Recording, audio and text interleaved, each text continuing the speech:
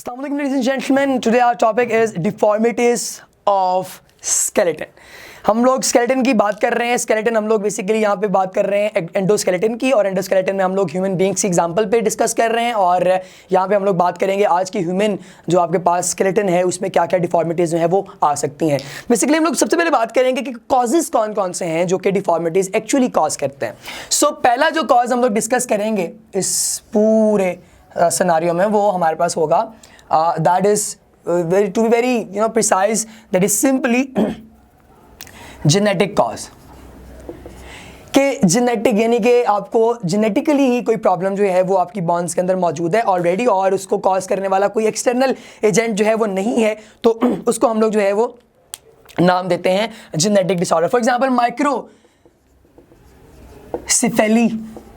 अब जो वर्ड सिफेली है, सिफेल, जब भी कहीं पे ये नाम आएगा उसका मतलब ये होगा कि आप लोग you are discussing about skull, so छोटी जो वो खोपड़ी है, छोटी स्कल है, छोटा हेड जो है, ये अब चूँकि आप लोगों को जो है वो जेनेटिकली ये प्रॉब्लम आया है, तो that's why this is a genetic deformity of your skeleton. इसी के साथ साथ आर्थराइटिस जो है, आर्थराइटिस इसमें से ओस्टियो आर्थराइटिस जो है उसको हम लोग ज़्यादा लेबल कर रहे हैं. वो अप्रॉक्सीमेटली ये 100+ डिजीज़ को जो है ये डिफॉर्मिटीज़ को कवर करता है. उसमें से एक ऑस्टियोआर्थराइटिस. ये सारी भी जो है ये बाज़ दफ़ा जेनेटिकली आती हैं कि कई लोगों की जो हड्डियाँ हैं वो बहुत नरम है, कई लोगों की हड्डियों में जो है वो उनके जोड़ों में दर्द जो है वो शुरू से रहता है, या जोड़ बाज़ दफ़ा शल हुए हुए. तो ये सारी जो प्रॉब्लम्स हैं ये ऐसे ही आती हैं. अच्छा, इसके अलावा एक जेनेटिक प्रॉब्लम और भी हमारे पास मौजूद है, दैट इज़ के जो आपके क्लेफ्ट्स हैं इनकी कटिंग वगैरह, तो पैदाइशी जो तालू वगैरह होंठ वगैरह कटे हुए होते हैं वो सारे भी इसी का एक पार्ट हैं. वो भी कहीं ना कहीं जाके ये मिलते हैं जेनेटिक डिसऑर्डर से, लेकिन वो चूंकि स्केलेटन से थोड़ा सा बाहर आ जाता है लिहाजा वो हम टिश्यू लेवल पे उसकी बात करते हैं. अच्छा, इसके बाद हम लोगों के पास एक और जो प्रॉब्लम है बड़ा important, that is due to hormones, hormonal problems. हम लोग अगर इसको इस तरह से भी लिख लें तो इट इज़ नॉट रॉन्ग. सो ये इसमें एक बीमारी जो बहुत अहम है, this is osteoporosis. Now ladies and gentlemen, osteoporosis, what is it basically? So osteoporosis में यूँ होगा कि आपकी जो हड्डियाँ हैं, अगर वो पूरी डाइट आप ले रहे हैं, आप एक्सरसाइज नहीं कर रहे, ज़्यादातर जो है आप फ्री घूम रहे हैं, फ्री बैठे हुए हैं, या आप लोग प्रॉपर वो उस तरह की एक्टिविटीज़ नहीं कर रहे जो आपकी बॉडी की सेहत के लिए ज़रूरी हैं, तो उसमें अल्टीमेटली osteoporosis जो है उसका आप लोगों को हो सकता है प्रॉब्लम. और इसमें यूँ होगा कि आपकी जो बॉन्स हैं उनके मिनरल्स वगैरह जो हैं वो डिकम्पोज होना शुरू हो जाएंगे, और अल्टीमेटली आप लोगों के जो बॉन्स की जो स्टिफनेस है वो लूज होना शुरू हो जाएगी, हड्डियाँ जो है कमज़ोर होना शुरू हो जाएंगी. सो इसको हम ठीक कर सकते हैं. There is therapy that is called as estrogen replacement therapy, और it is termed as ERT. इससे हम लोग जो है ये क्या करेंगे कि इससे हमारी जो ऑस्टियोपोरोटिक बोन फ्रैक्चर्स वगैरह हैं उनको हम लोग ठीक कर सकते हैं. तो ये तब्दील हो जाता है, लेकिन चूंकि बहुत एक्सपेंसिव है और बहुत बड़े पैमाने पर सक्सेसफुल भी नहीं है, लिहाजा हम लोग इसको ट्राई बहुत कम करते हैं. आप लोगों के पास एक तीसरा जो हमारे पास एक है फैक्टर जो कि कॉज करता है deformity of skeleton, that is your nutritional cause. तो न्यूट्रिशनल कॉज के ऊपर हमारी ज़्यादा डिस्कशन भी है, तो हम लोग न्यूट्रिशनल कॉज की बात करते हैं. न्यूट्रिशनल कॉज में हमारी बुक के अकॉर्डिंग आपको दो बीमारियां शुरू में गिवन है कि हमारे पास ओस्टियोमाल्शिया है, ओस्टियोमाल्शिया, और एक आपके पास है रिकेट्स. अब ओस्टियोमाल्शिया सॉफ्टनिंग ऑफ बोन है, ये हड्डियां जो हैं वो नरम हो रही. इसका क्या मतलब है? जाहिर है न्यूट्रिशन, जब डाइट आपकी गलत है, ठीक नहीं है, मिनरल्स उसमें कम है, उसमें आयंस आपकी बॉडी को वो मिल नहीं रहे जो रिक्वायर्ड है. सो इस तरह से अल्टीमेटली क्या होगा, जो कैल्शियम, सॉल्ट, जो फॉस्फोरस, ये सारी चीज़ें आपको रिक्वायर्ड है वो मिल नहीं रही, तो आपकी जो बॉन्स हैं वो सॉफ्ट होना शुरू हो जाएंगी, और फिर जो सॉफ्ट बॉन्स हैं वो बहुत जल्दी टूट भी सकती हैं, और उससे फिर आप लोगों की जो बॉडी है उसकी जो है उसको ज़्यादा सपोर्ट नहीं मिलेगी, और मूवमेंट में भी आपको प्रॉब्लम्स जो हैं वो हो सकता है. और जो रिकेट्स है इसमें भी अगर पुअर डाइट हो, इम्बैलेंस डाइट हो, तो उससे अल्टीमेटली क्या होगा, जो हड्डियाँ हैं आपकी, for example pelvic bone downward, सारा आपका जो हाइंड लिम्ब है उसमें भी बोर्ड स्ट्रक्चर्स जो हैं वो हो जाएंगे. वो हो सकता है कि अगर वो ज़्यादा हैवी स्फीयर कंडीशन हो तो वो बॉडी के बाकी पार्ट्स तक भी पहुंचे, तो वो जो बोज वगैरह क्रिएट हो जाती हैं, these are due to rickets. और इसमें हमारे पास जो है कैल्शियम की कमी, डाइट में विटामिन डी की डेफिशिएंसी जो है वो ये कॉज करती है. और रिकेट्स यार इस तरह की कोई बीमारी जिसमें विटामिन डी की कमी हो, तो हम लोग सूरज की रोशनी में बैठ के विटामिन डी जो है वो हासिल कर सकते हैं. इसके अलावा आप लोगों को आजकल एक्सट्रैक्ट्स मिलते हैं मार्केट से, वो भी इसके ऊपर अप्लाई जो है वो किए जा सकते हैं. कुछ हमारे पास और प्रॉब्लम्स हैं, इसको हम लोग रिमूव करते हैं, और कुछ और प्रॉब्लम प्रॉब्लम्स हैं उनके हम लोग डिस्कस करते हैं, जो कि बाज़ दफ़ा किसी मैकेनिकल रीज़न की वजह से हो जाती है या बाज़ दफ़ा वो किसी एक्सीडेंटल प्रॉब्लम की वजह से जो है वो कॉज होती है। लाइक हमारे पास एक बड़ी अहम बीमारी है, that is disc slip. Disc slip ये क्या है, हम लोग अगर इस पे जाएं सबसे पहले इसके बारे में थोड़ी नॉलेज जो है वो हासिल करें। तो आप लोगों को पता है कि आपकी जो वर्टिब्रा है, इस वर्टिब्रा के अंदर जितने हमारे पास पोर्शंस हैं उन सब पोर्शन में होता यूँ है कि फ्लूइड लाइक मटेरियल हमारे पास मौजूद होता है, जिसको हम लोग नाम देते हैं न्यूक्लियस फाइब्रोसिस। ये क्या करेगा, दो हड्डियों के दरमियान जो फ्रिक्शन है उसको मिनिमाइज करेगा, कॉन्टैक्ट उनका जो है उसे प्रॉपर्ली डेवलप करवाएगा और उसकी जो बाहर से मैकेनिकल स्ट्रेस वगैरह एक ऑप्टिमम रेंज तक हो, उसके खिलाफ एक रेजिस्टेंस जो है वो कॉज करवाए, रेजिस्टेंस कॉज करेगा ताकि आपकी बॉडी को कोई प्रॉब्लम ना हो। इसको बाहर से यानी कि दो जो आपके पास हैं वर्टिब्रा, जो आपके पास दो हड्डियाँ हैं छोटी, उनको आपस में जोड़ने के लिए, उन दोनों का आपस में रिलेशन डेवलप करवाने के लिए आप लोगों को बाहर से भी एक कपनुमा स्ट्रक्चर चाहिए जो आके उनको प्रोटेक्शन फ्राहम करे। उसको हम लोग नाम देते हैं एनुलस फाइब्रोसिस। तो यहाँ हमारे पास दो जो है वो बेसिकली अच्छा, एक हम लोग यहाँ पे एक छोटा सा प्रॉब्लम जो है वो क्रिएट करके हम लोग इसके नाम में थोड़ी कंफ्यूजन है। तो ये न्यूक्लियस पल्पोसस है बेसिकली, आप लोगों ने इसको याद रखना है। अब ये न्यूक्लियस पल्पोसस और उसके बाद हमारे पास दूसरा है एनुलस फाइब्रोसिस। ये आप लोगों ने दोनों जो है वो नेम्स याद रखने हैं। अब जो एनुलस फाइब्रोसिस में बाज़ दफ़ा यूँ होगा कि अगर हम लोगों ने कोई ऐसा सीन कर दिया है लाइक आप लोग अपनी इस्ताअत से ज़्यादा वज़न उठा रहे हैं, तो वज़न आप नहीं उठा पाते लेकिन आप उसे उठा रहे हैं फिर भी कोशिश कर रहे हैं, तो उससे क्या होगा, अल्टीमेटली आपकी जो डिस्क है जो हमारे पास मौजूद है एनुलस, तो वो क्या करेंगे, वो स्लिप हो जाएंगी और आपकी जो एनुलस फाइब्रोसिस है ये क्या हो जाएगा, डिस्ट्रक्ट हो जाएगा। और उससे फिर आपको क्या होगा कि आपकी जो बोन है वो प्रॉपर्ली वर्किंग नहीं करेगी, आपको पेन होगा बड़ा स्वेयर किस्म का, और इसको हम लोग डिस्क स्लिप भी कहते हैं। और डिस्क स्लिप जो है इसका फिर आगे हम लोग क्योर अगर उसकी बात करें, इसका जो क्योर है वो क्योर जो है वो इस तरह से कि आप बेड रेस्ट लें, बेड रेस्ट के अलावा जो आप लोगों को रिक्वायर्ड इसकी थेरेपीज़ हैं वो लें, आप लोग किसी जो है वो थेरेपिस्ट के साथ जो है करें, डीपीटी फिजिकल थेरेपिस्ट जो हैं उनके साथ आप अपना कांटेक्ट करें और फिर अल्टीमेटली आपको इंशाल्लाह इससे जो है वो आराम आ जाएगा। और डिस्क स्लिप के बाद अगर हम लोग नेक्स्ट बात करें तो दैट इज़ स्पॉन्डोलाइसिस। स्पॉन्डोलाइसिस में क्या होगा, आपकी जो वर्टिब्रल कॉलम है ये डिसफंक्शनड हो जाएगा, यानी कि ये अपनी एक्टिविटीज़ हैं उसको बिल्कुल बंद कर देगा। फिजिकल एक्टिविटीज़ की हम लोग बात कर रहे हैं, तो ये बिल्कुल जो है वो स्टॉप हो जाएगी स्पॉन्डोलाइसिस के अंदर। तो ये इसकी शल हो जाएगी बिल्कुल जो है वो आपकी हड्डी। शियाटिका जो है ये क्या होता है, हम लोग तीसरी बात पे आ रहे हैं। शियाटिका आपकी ना बॉडी में एक नर्व है जिसको हम लोग शियाटिक नर्व कह रहे हैं।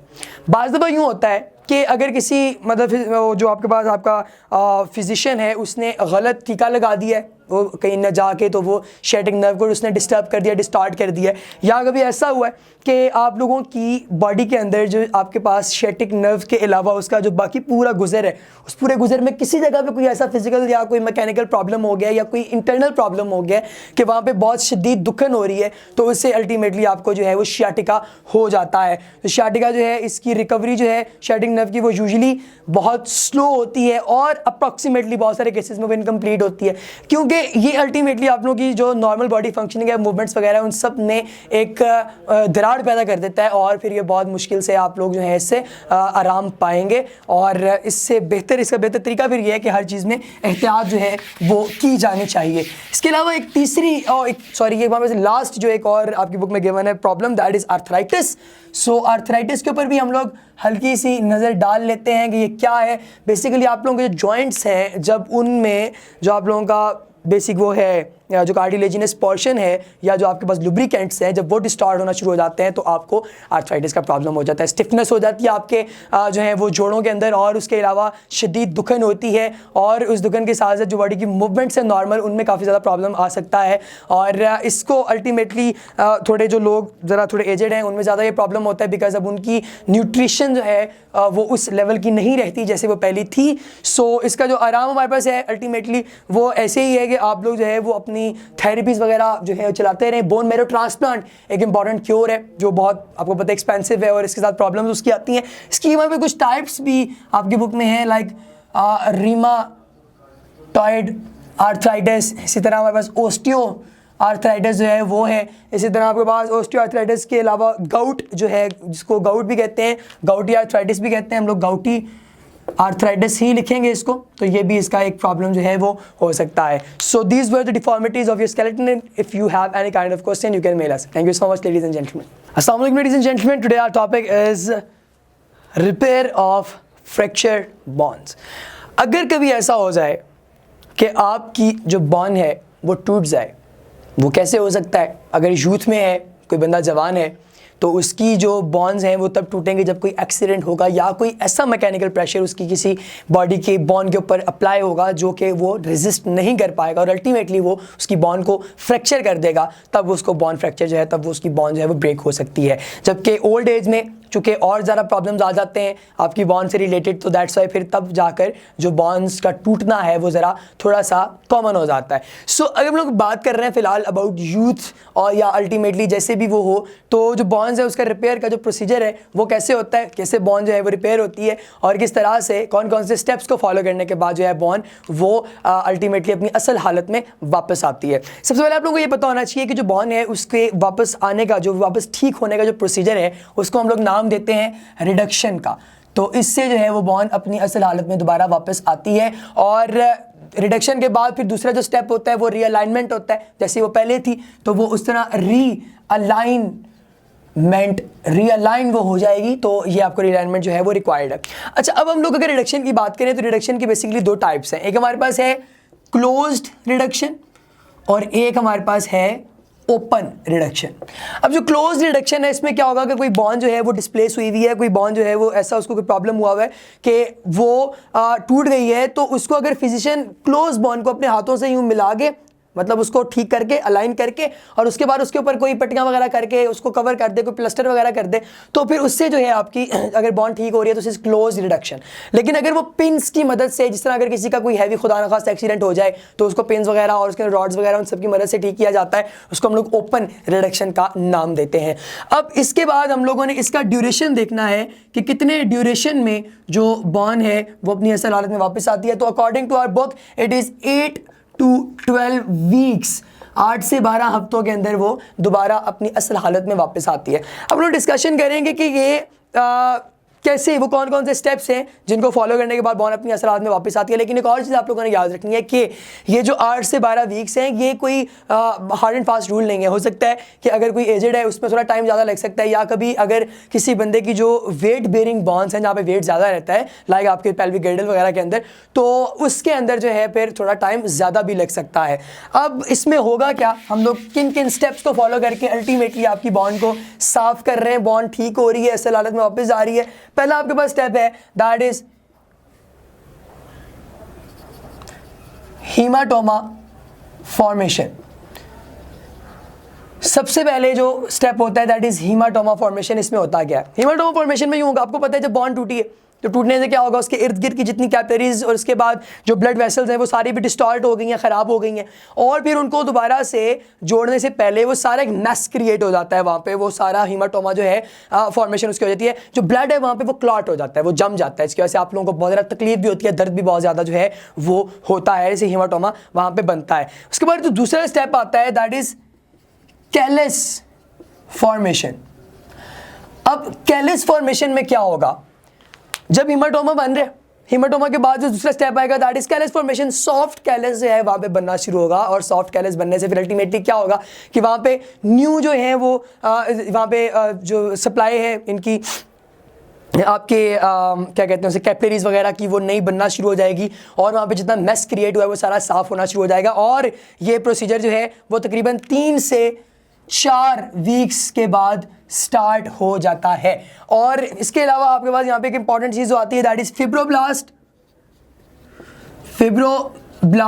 प्लस एक आपके पास और सेल है दैट इज ओस्टियोब्लास्ट, जो आपके पास हैं फॉर्मेशन सेल्स, बॉन फॉर्मेशन सेल्स, ये यहाँ पे माइग्रेट करना शुरू कर देते हैं, और इस तरह से फिर बॉन जो है अब उसके बनने का प्रोसीजर स्टार्ट हो गया सॉफ्ट कैलस का। इसके बाद तीसरा स्टेप हमारे पास आता है, तीसरा step is bony callus formation. अब इसके बाद क्या होगा, आपके पास जो बोन मेकिंग सेल्स हैं वो यहाँ पे अंदर एंटर हो रहे हैं। वो कौन से सेल हैं, वो ओस्टियोब्लास्ट हैं और ओस्टियोक्लास्ट हैं। ओस्टियोब्लास्ट प्लस ओस्टियोक्लास्ट, ये दो आपके पास सेल्स हैं, ये उसके अंदर आना शुरू हो जाएंगे और उसके बाद अल्टीमेटली वो क्या करेंगे कि जो आपके पास बोन है, जो आपके पास पहले सॉफ्ट कैलस बना था, उस सॉफ्ट कैलस को वो हार्ड करने लगे हैं। और इसके जो आपके पास जो टाइम रिक्वायरमेंट है that is approximately 3 to 4 weeks, like हम लोगों ने भी डिस्कस किया। तो बोनी कैलस के बाद बनना शुरू हो जाता है और अल्टीमेटली वो मुकम्मल कब होता है, वो मुकम्मल होता है तकरीबन 2 से 3 माह में, 2 to 3 months लगते हैं उसे कंप्लीटली ठीक होने में। फिर उसके बाद हमारे पास फाइनल जो है वो स्टेप आता है, चौथा स्टेप हमारे पास आता है। और चौथा स्टेप में क्या होगा, आपकी जो बॉन है वो अल्टीमेटली उसकी रीमॉडलिंग होगी। अब होगा यूं कि जब मतलब उससे 8 से 12 हफ्ते गुजर गए हैं तो उस बॉन के ऊपर जो जो उसकी बाहर से चीज़ें लगनी थी, यानी कि मिसाल के तौर पे उसका जो सबसे एक्सटर्नल स्ट्रक्चर है, वहाँ पे जो मिनरल्स वगैरह चाहिए वो सारे आगे उसके ऊपर जमा होना शुरू हो जाएंगे, डिपॉजिट होना शुरू हो जाएंगे। और अल्टीमेटली फिर ये होगा कि आप लोगों की जो बॉन है वो सेम एज इट वॉज, जैसे वो थी अब वो वैसी ही बन गई है और ये बिल्कुल ठीक हो गया। यूँ लगेगा कि जैसे इसका पहला फंक्शनिंग था, जैसे इसकी पहली शक्ल थी, वो एग्जैक्टली वैसी ही हो जाएगी naturally. This was all about this topic. If you have any kind of question you can mail us. Thank you so much ladies and gentleman.